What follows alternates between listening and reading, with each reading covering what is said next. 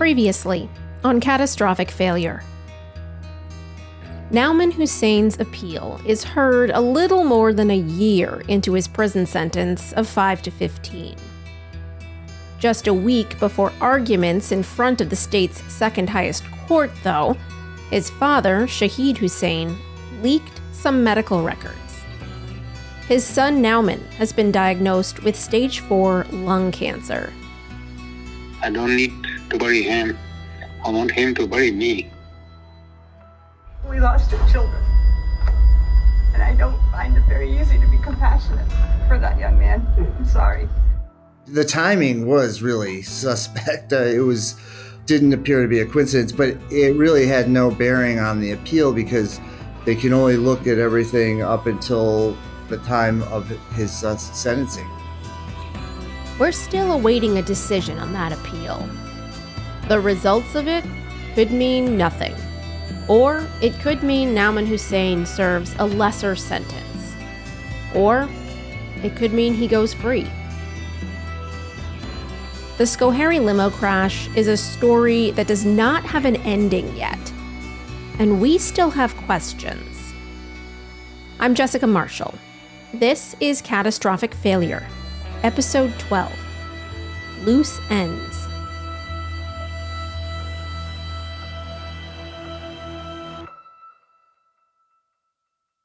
If you've been with us thus far, you know that the narrative and the details may be upsetting or disturbing at times, so please listen with care. It's now been 6 years since the limo crash that killed 20 people in rural upstate New York. Times Union reporter Larry Rulison and I sat down to talk about how we were feeling after that 6 years and after 11 episodes of this podcast. Throughout the whole, all of your reporting, all of the investigation, all of the trial, all of the aftermath, we still have a lot of unanswered questions. How do you feel about that? I thought at this point, after the trial, we'd have a lot more answers. I always thought there'd be more, everything would be wrapped up in a nice bow, but it wasn't. None of this is going to save any of those 20 people. That's the key thing, right? So it's nothing's going to change what ultimately happened, but yeah, it's kind of it's an attempt at finding some meaning in all of it, I think. Yeah. Have all those questions answered. Yeah.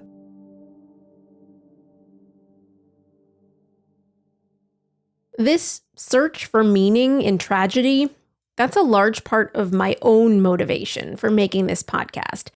It's what I've tried to do for much of my life with the crash that killed someone in my own family. I don't think I've found meaning yet, but I have found purpose. Knowing all the answers is not going to bring back the dead. It doesn't change what happened. But I know that it can change what happens in the future.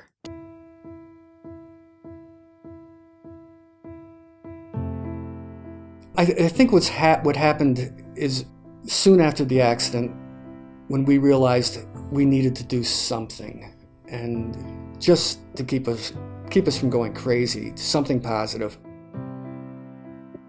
Kevin Cushing lost his 31-year-old son Patrick in the crash. He says it was taking action that kept grief from consuming him. We knew that we wanted to change limousine laws. There was a hint of exhaustion behind Kevin's eyes when he sat down to talk with Larry Rulison and me in the summer of 2023. The trial and the sentencing of Nauman Hussain were behind him, and he was finally taking a breath, he told us, after almost 5 years of holding it in.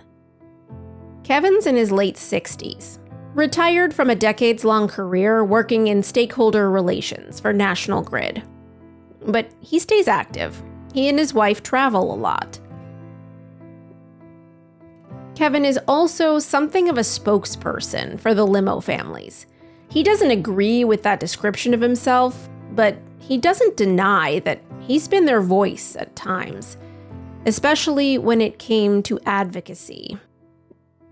Kevin's journey into advocacy began during a conversation with his attorney in the wrongful death lawsuit he filed against Mavis Discount Tire on behalf of his son Patrick. And he said, "You have a lovely son. I've read about him. He's great. All the other kids are great. But New York State doesn't value them the way other states do.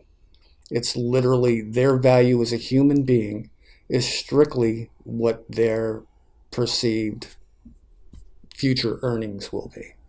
Not any loss, not any grief." And that just seemed wrong to me on a lot of different levels. That conversation led Kevin Cushing to the Grieving Families Act. He joined advocates pushing for a change to New York state law with regard to wrongful death lawsuits. So right now, under New York state law, when somebody dies in your family and you go to sue, you can only recover financial damages, meaning that person's income or anything else that they have of a financial value. You'd be hard-pressed to find a journalist who's covered the New York Grieving Families Act more thoroughly than the Times Union's own Dan Clark.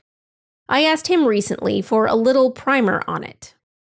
The Grieving Families Act would allow families to sue for moral anguish, meaning that grief that they feel after the death, those emotions. You would be able to take the person to court who's held liable for that death.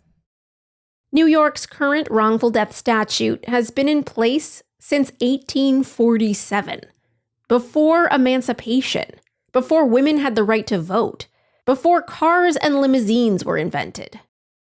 And we have issues today with equity as far as between men and women in salaries, between people of color and white people.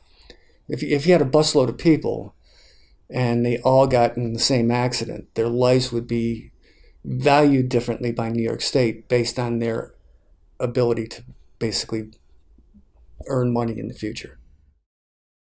Kevin Cushing and fellow advocates think it's outdated and unfair.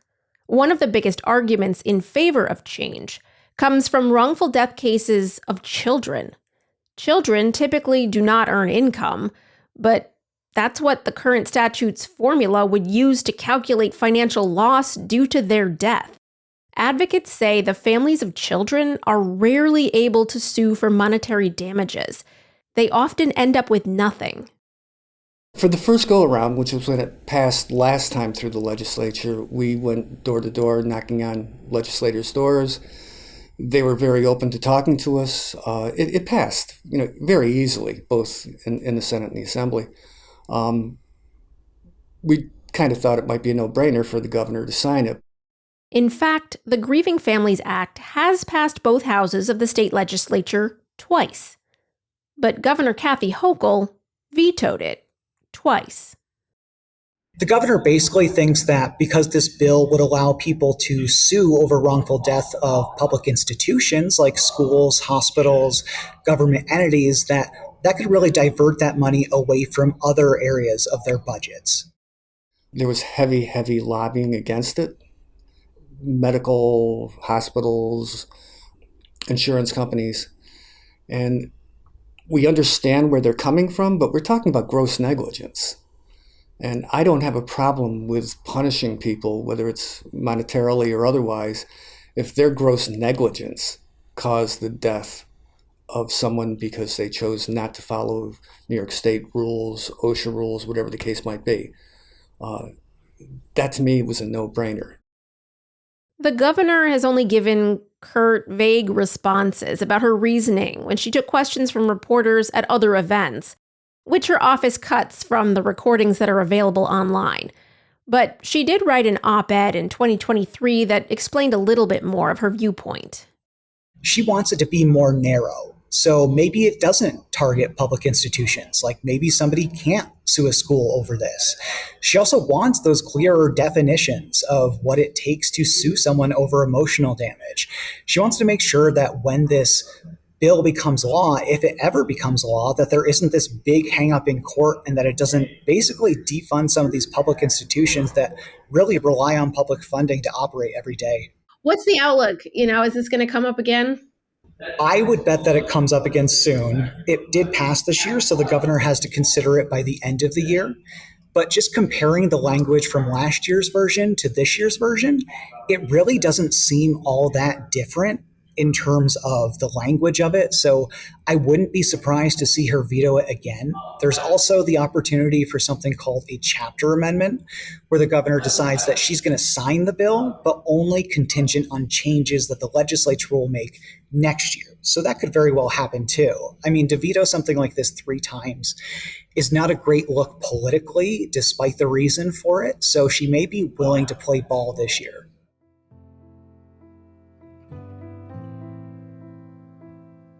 In the previous episode of this podcast, we talked about the wrongful death lawsuits that all but 2 of the limo families had settled with Mavis Discount Tire. Kevin Cushing is one of those that settled, and he's not revealing the amount. We only know the settlement amount for one of the 20 cases that was made public by accident, and it was $2.5 million.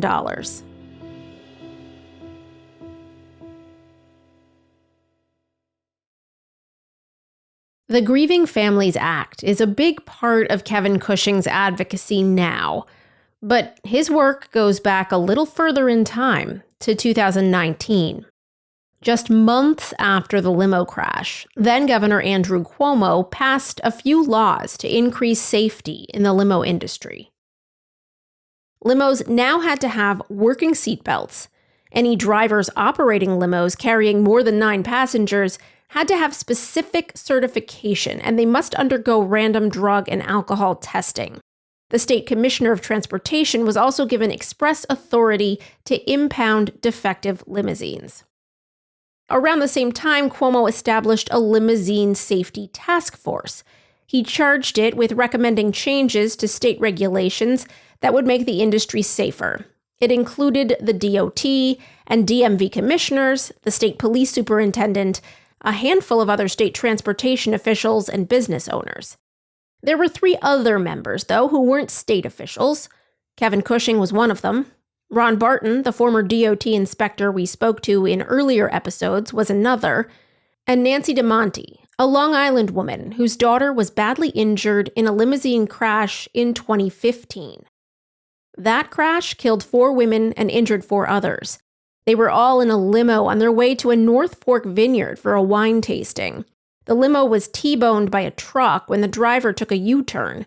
The victims' families and survivors reached a $6.1 million settlement against the limo company, the driver, the limo manufacturer, the driver of the oncoming vehicle, and the town of Southold in Long Island.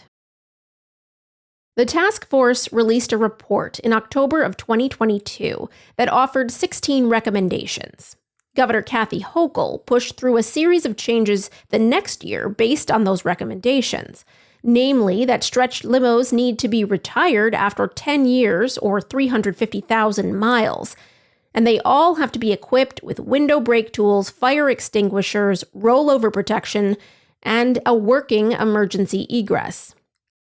I know that there are a number of folks on the committee that feel that we have additional work to do. Mm-hmm. I'm one of those people.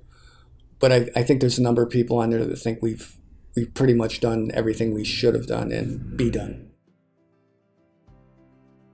Kevin Cushing did do more work, though. There were no federal standards for manufacturing and stretching limousines, nor were there any for taking an unsafe limo off the road. In 2021, Cushing worked with New York Senators Charles Schumer and Kirsten Gillibrand and New York Representatives Paul Tonko and Elise Stefanik to tuck some provisions to close those glaring loopholes into the $1 trillion infrastructure bill that was signed by President Joe Biden. An amazing thing that happened, and it's for the whole country. We can feel like we made a difference.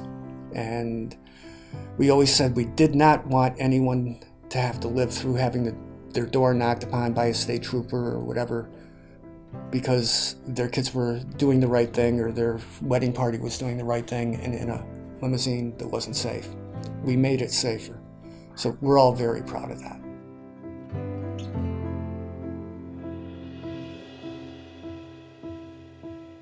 We'll be right back. Why is healthcare so expensive? What's happening with climate change? And are elections safe? You can find answers to those questions and a lot more with Capitol Confidential from me, Dan Clark. I give you the latest news and analysis from the state capitol and beyond. Sign up now at capitolconfidential.com. That's Capitol with an O, confidential.com.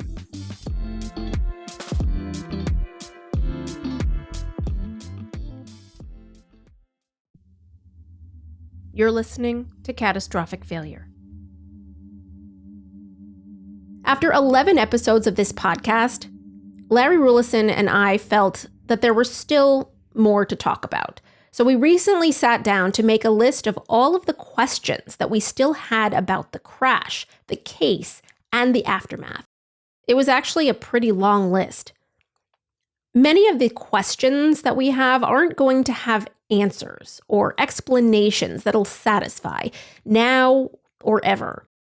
Many of the people who know the answers to these questions simply aren't willing to give the answers, or they're not able to, because they're no longer with us.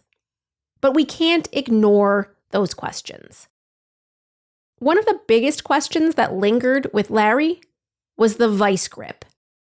We talked about this a little bit in episode 4, and again during the trial in episode 9. DOT investigator Chad Smith found a vice grip clamped on the rear left brake line. It's one of the reasons that he slapped that big out of service sticker on the windshield that first time, in March of 2018. Now, if you remember our little vehicle mechanics lessons from earlier episodes, if you have a vice grip on a brake line, you're preventing the flow of brake fluid through the system. In this case, the left rear brake caliper wasn't getting any pressure if there's something stopping the flow of fluid. And that means no braking action. A vice grip on a brake line equals a dead brake. So the question is, who put the vice grip on the brake line and why? The why part is easier to make an educated guess at. If you remember back in episode 4, we mentioned that the Times-Union discovered Nauman Hussain had tried selling the limo on Craigslist unsuccessfully several times in 2018.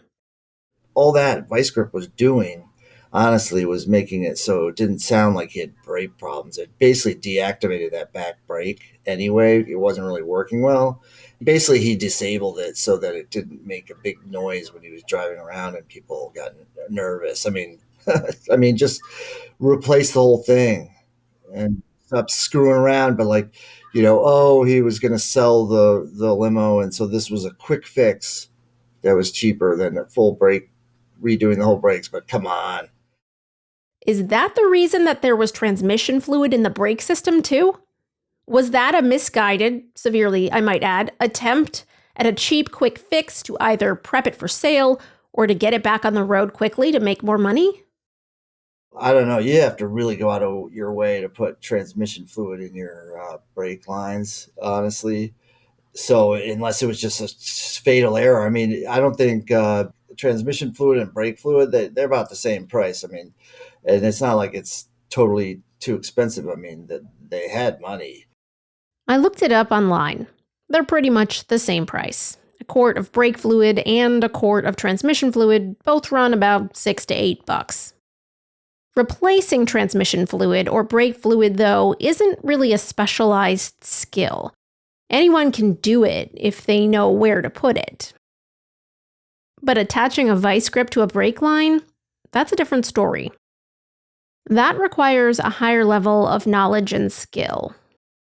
But we don't know who did it, right? That's right, the unclear we part. don't know. Everyone's denied it.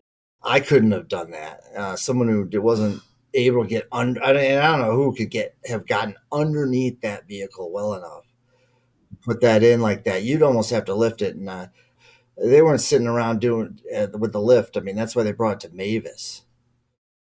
As we know from testimony, Mavis did not have the proper lift mechanism to get fully under that limo. Neither did the Department of Transportation investigator Chad Smith, which brings me to all of the unanswered questions we still had about his story.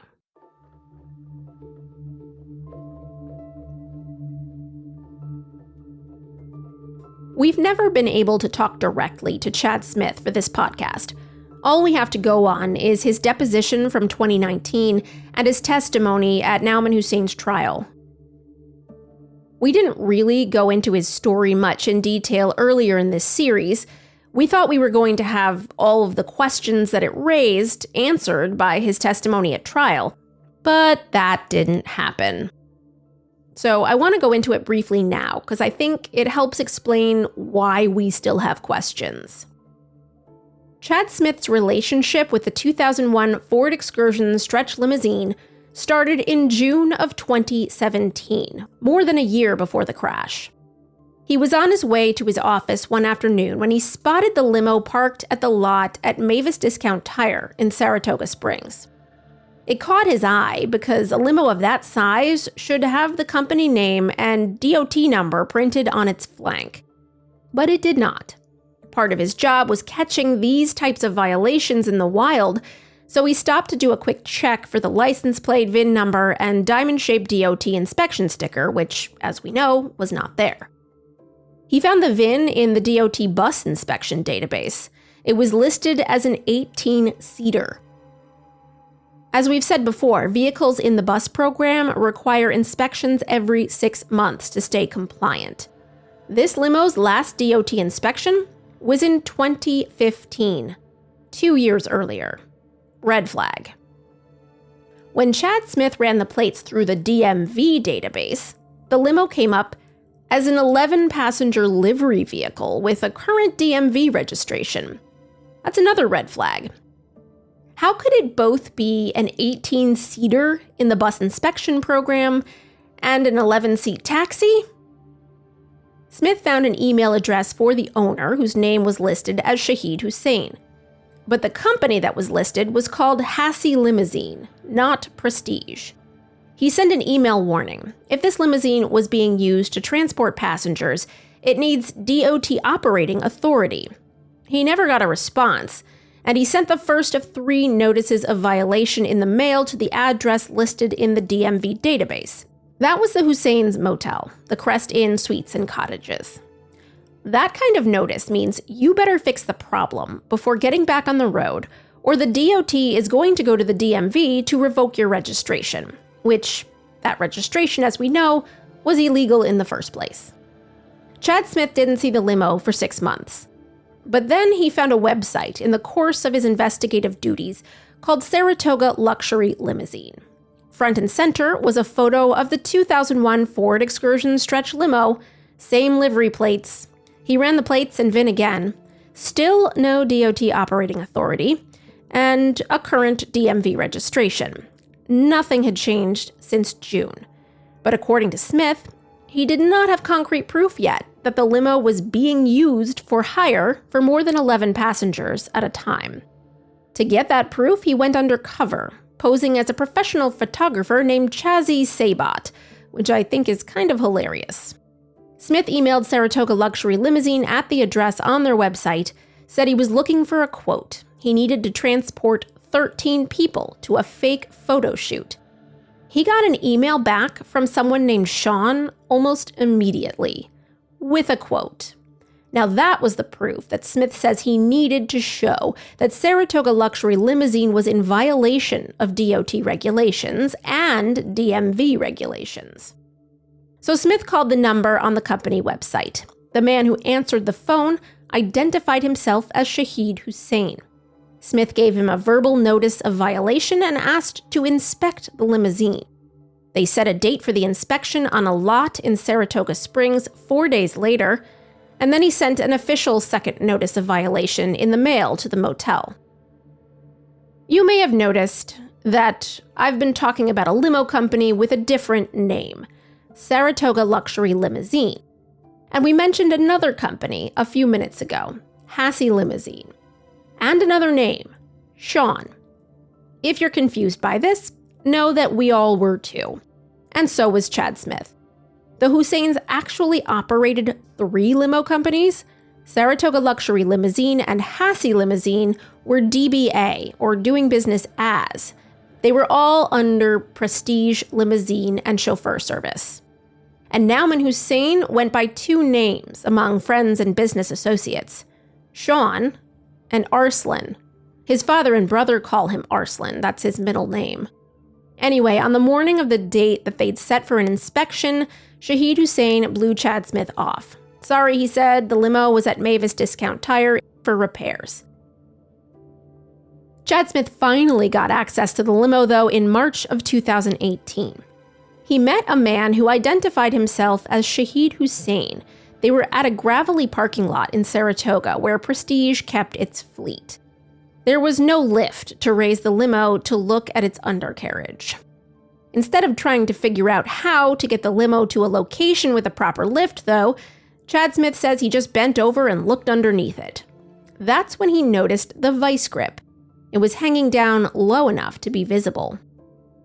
Anything that impedes the ability of the brakes to function, in DOT inspector land, is, quote, an imminent hazard of breakdown or accident, an automatic out-of-service violation. Smith found more than a dozen violations total during that March inspection, and 3 of them, including the vice grip, were out-of-service violations. So he slapped the large red and white out-of-service sticker on the windshield.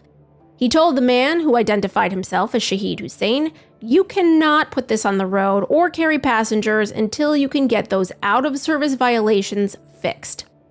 And the man he thought was Shahid Hussain promised that he would make it right. But as we already know, or could have guessed, that did not happen. And that wasn't Shahid Hussain. It was Nauman. But Smith, none the wiser. He saw the limo parked at Mavis again 2 months later, in May. The out-of-service sticker was gone, and the vice grip crimping the brake line was also gone. But it still did not have operating authority when he looked it up. Then he goes to look for it, finds it back at Mavis, realizes that it's been driven around. He says, I want to inspect it again. Months go by. He doesn't get access to the limo again until September, just 1 month before the crash. That's when he confronted Nauman about his true identity. Nauman admitted that he was pretending to be his father. Chad Smith put the second out-of-service sticker on the limo. This time, it was for an ABS electrical wire dangling under the vehicle, defective emergency exits, and rust on the frame of one of the wheel wells. Honestly, we have always wondered why the DOT didn't just seize that vehicle, take the plates off right then. I mean, what's the point of allowing it to remain on the road, giving Nauman so many chances? Also, did Chad Smith actually ask Nauman for identification when he was posing as his father during the first inspection in March of 2018? Was he fooled by a fake ID? Or did he just never actually ask for it? And why, once Chad Smith proved that the Hussains illegally registered the limo with the DMV, did no one do anything about it? Explaining all of this away as bureaucratic dysfunction within the DOT and the DMV has always been at the heart of the official answer to all these questions. The 2022 report by the state's Inspector General determined that lapses in oversight by the DOT and DMV were caused by, quote, significant gaps in policies, procedures, and interagency communications. Like the NTSB's report before it, the Inspector General said the lapses and gaps were in part responsible for the limo crash. But it also officially determined that there was no misconduct or malfeasance on the part of either agency or any of their employees. And because state agencies do not owe protections to individuals, they could not be sued for negligence. As we're talking about these questions, though, Larry Rulison remembered something that he read in court documents about a meeting that was held during the early days of the investigation into the crash. It was something that he reported on at the time. Nauman Hussain had been called into a meeting with state police and several DOT investigators.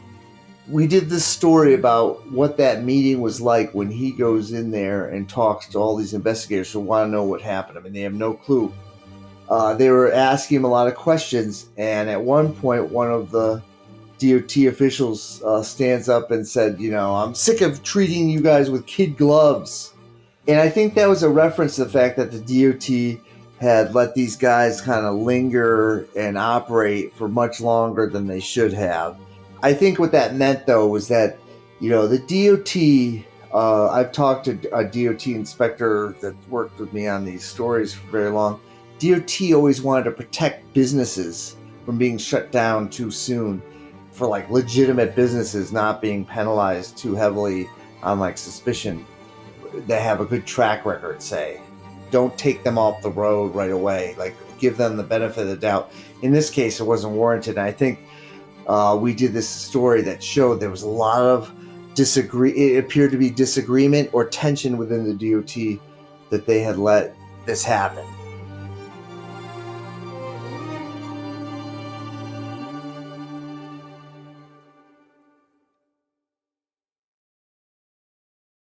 I had more questions about bureaucratic elements of this story. Like, why did the limo not have a federal motor vehicle safety standard sticker from the start? And how did it pass a DOT inspection under the previous owner without that sticker? None of these questions were really answered by any of the witnesses or the evidence at trial. For me, journalist Ben Ryder Howe summed up the frustration that comes from not knowing the answers to these bureaucratic questions. Remember, we heard from him back in episode 6. He wrote that bombshell piece in New York Magazine back in early 2022 that led us all down that rabbit hole over the dubious connection between the FBI and Shahid Hussain, and what it all had to do with the limo crash. I think about it this way. When I was first getting interested in this story, I was in Key West, and I was driving on that very, very long bridge that connects Key West to the mainland. And I was thinking, we drive on these bridges and we just assume that they're stable and sturdy, right?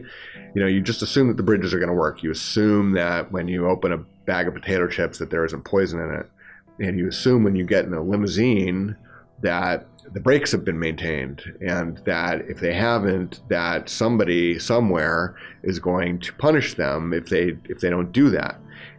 A limousine services, kids going to prom. It services, families going to weddings. And there has to be that web of safety there to protect us. And what if that web has loopholes? Or there's no web at all? It's terrifying to think about.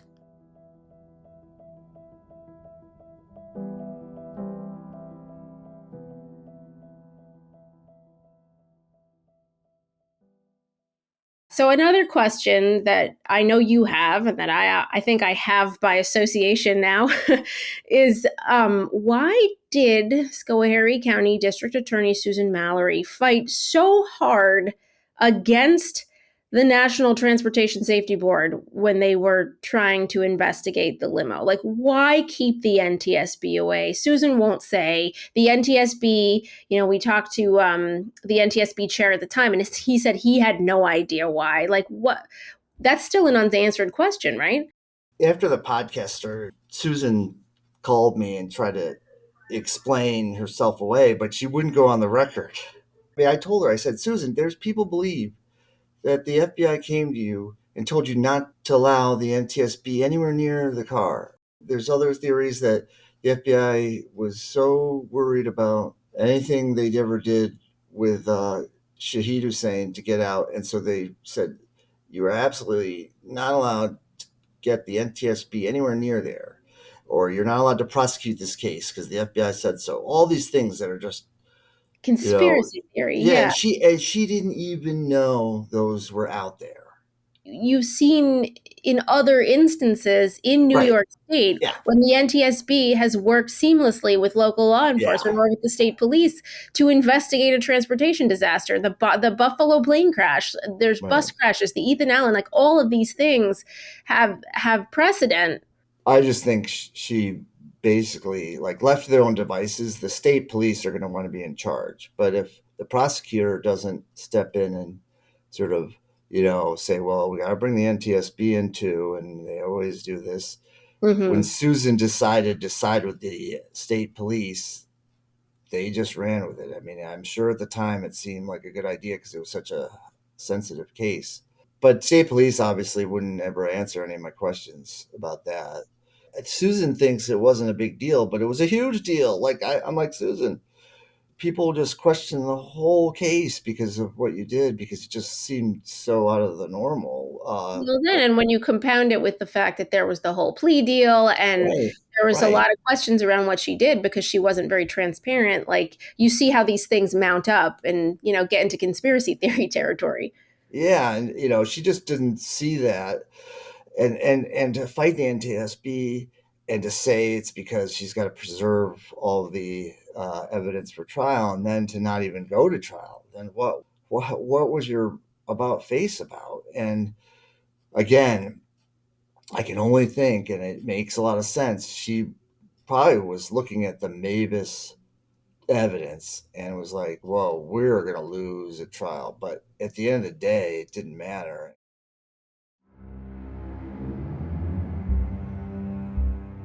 We tried to answer some of the questions about the FBI, right? And we got some answers, but, according to the FBI, they cut ties with Shahid Hussein before the crash, in like mid 2018, summer of 2018, something like that.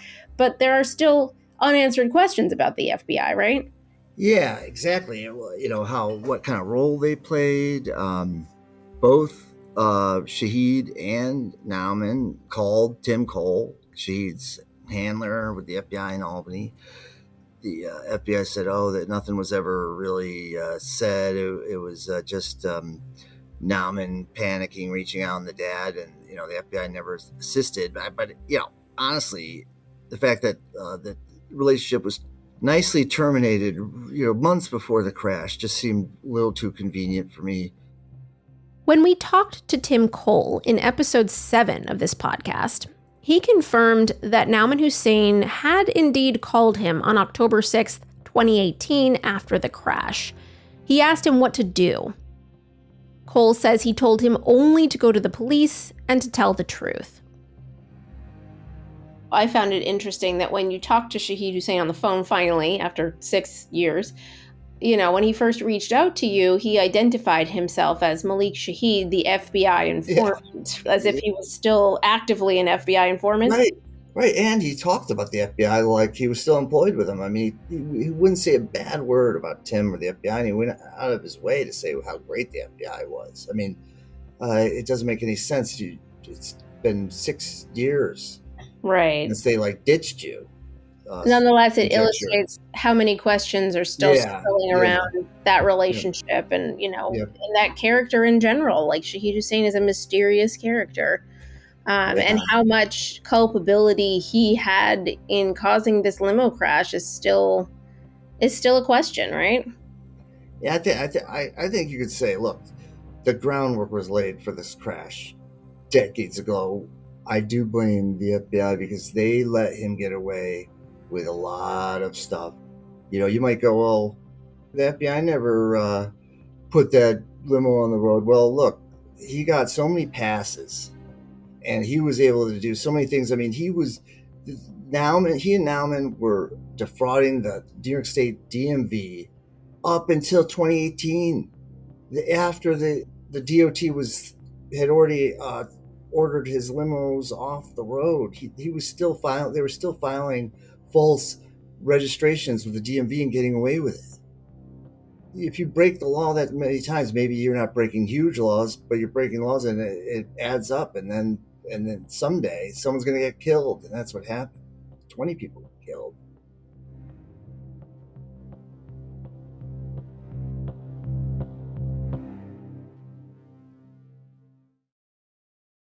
Up to this point, all of the unanswered questions that we've had about this case have been things that technically could be answered if a government agency, an official, or an individual would just go on record. But the last few questions I want to go over are ones that really might never have answers, because it's highly likely that the only people who could have provided them are no longer with us.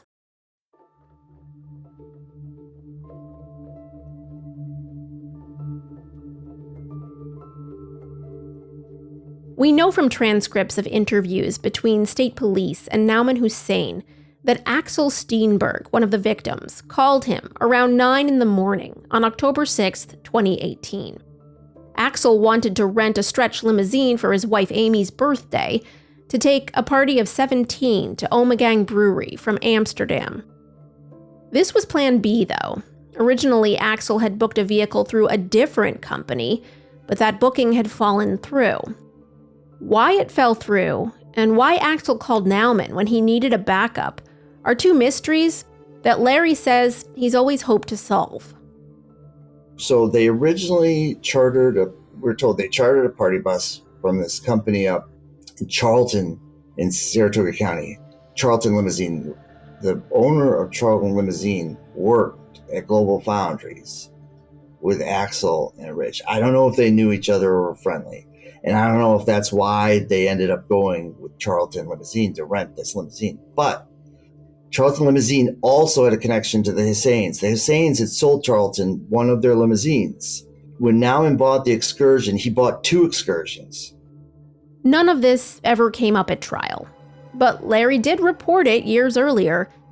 The Hussains initially purchased 2 white Ford Excursion stretch limousines from Advantage Transit Group. They were twins. He bought a 2001 Excursion, also bought a white 2002 Excursion that was even bigger than the crash Excursion. Nauman sold the 2002 twin to Charlton Limousine almost immediately after he bought it. Larry says he tried to contact the owner of the Charlton company to find out more about that sale, but he never responded. Larry was able to confirm, though, that Charlton Limo sold the twin Excursion about a month after the crash in 2018. It's gone. I don't even think it's in the state anymore. If it is, it's like definitely not used. It's like, that is a huge mystery to me. Maybe they never even were going to rent that twin, and it's just total coincidence that someone who worked at Global Foundries, who owned a limo company that they had previously booked a limo with, cancels, and then they go with Nauman. None of the family members know why. I mean, Axel's the only one that knows at this point, or maybe Nauman.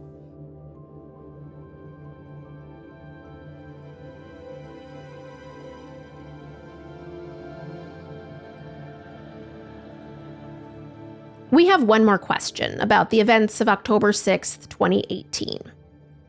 And that is, why did the limo take the route that it did from Amsterdam to Omegang in Cooperstown? Lois Goblet, Hollywood, and others that we've spoken to who are from the region, they told us they were baffled as to why anyone would take that route.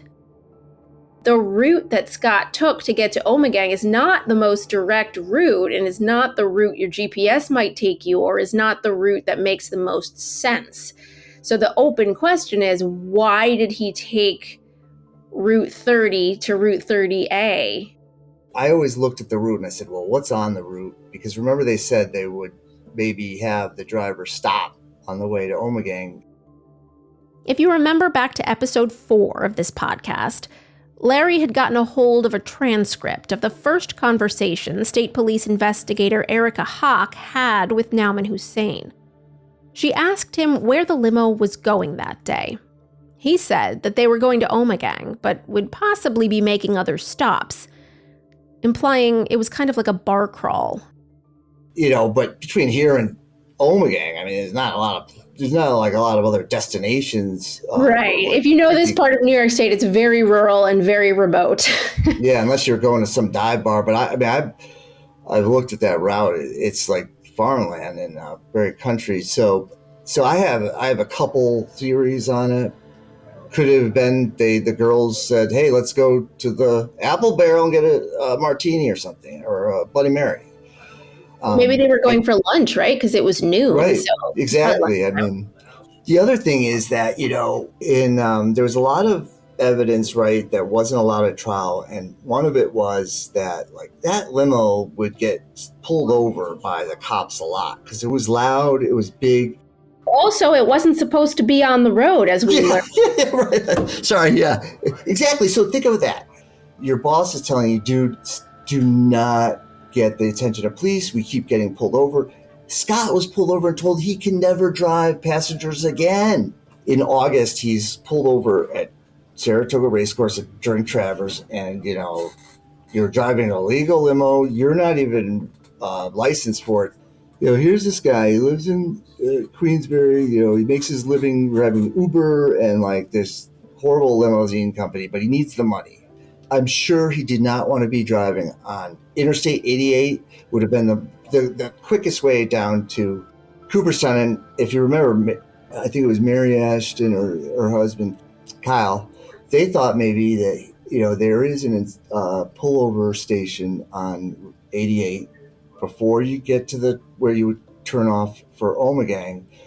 There could have been cops there pulling trucks over, and they might have pulled over the limousine too. So it's possible he just was trying to go back roads and avoid 88, because it seemed senseless the route he went. And I will say this, the other thing is, up in Saratoga, where most of the trips that Scott took were very flat, that area, it's unbelievable how much the elevation changes in Schoharie, because you're going up and down these valleys, and it's very steep. If you don't know it, you're going to end up on a bad hill, and he did. Yeah, and I think that question sticks in my mind so much, because if he had gone a different route, would the crash have even happened, right? Like, yes, the brakes, it was catastrophic brake failure, right? But if let's say he had gotten pulled over, if he went the other route, or if he, was able to stop the vehicle on a flat road, like, would the crash have happened? That's the thing that gets to me the most. I know exactly.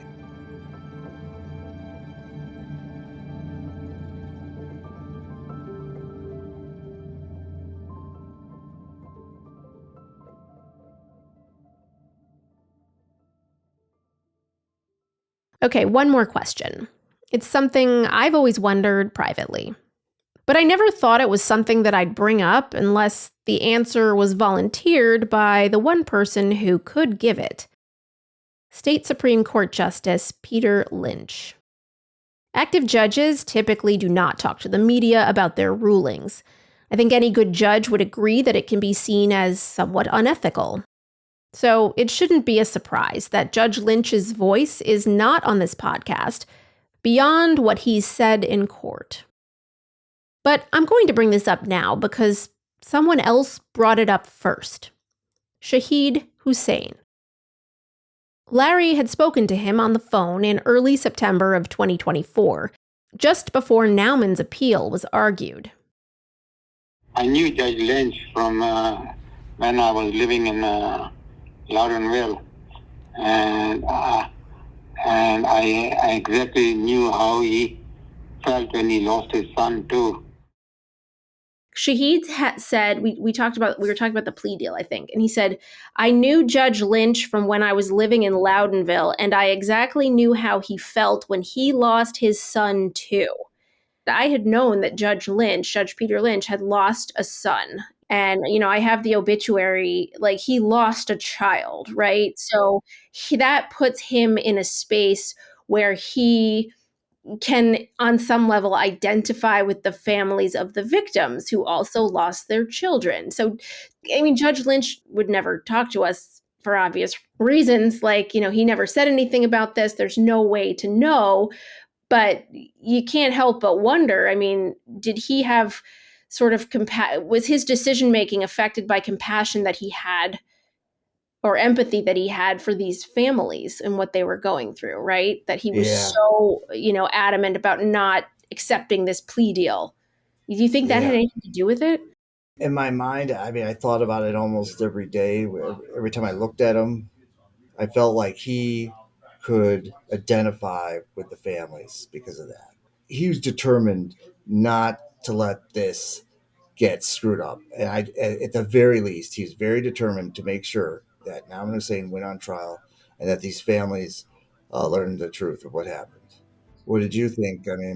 Well, it was interesting because we obviously talked to a lot of the families, and I mentioned this to a handful of the family members of the victims, and they didn't know that.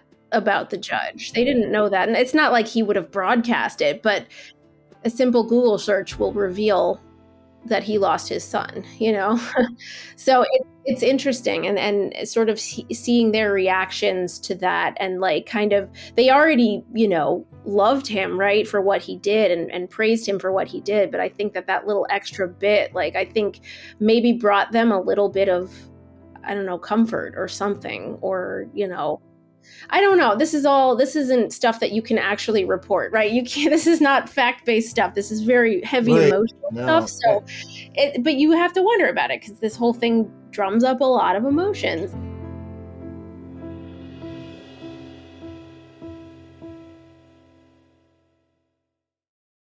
Since you've made it this far in listening to Catastrophic Failure, I'm willing to bet that you have unanswered questions too. We'd love to hear them. Email us at podcast@timesunion.com.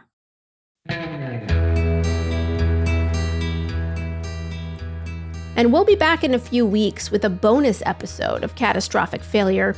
Hopefully, we will be able to report on a ruling in Nauman Hussain's appeal, but that's not going to be the focus of the episode.